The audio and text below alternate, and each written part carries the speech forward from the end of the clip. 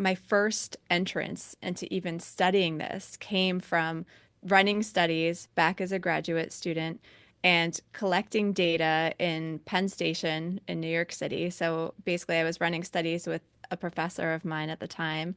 And I had to go down to Penn Station to get sort of a representative sample of just, all ages and races. And so I would go down with my little bundle of questionnaires and go up to people and say, like, will you fill out this questionnaire?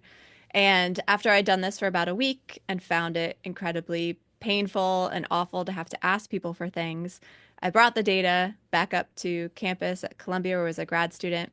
We analyzed it, and lo and behold, we found that whatever prediction we had made for that particular study didn't work. And so this is a pretty typical thing, like, oh, our study didn't work. Let's try to debrief and just see what was going on.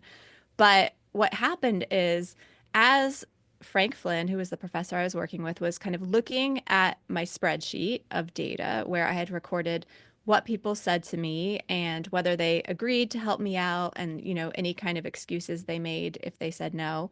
I was kind of pacing around the room saying, like, oh my God, I can't believe this didn't work. That was so painful. That was horrible. I can never do that again.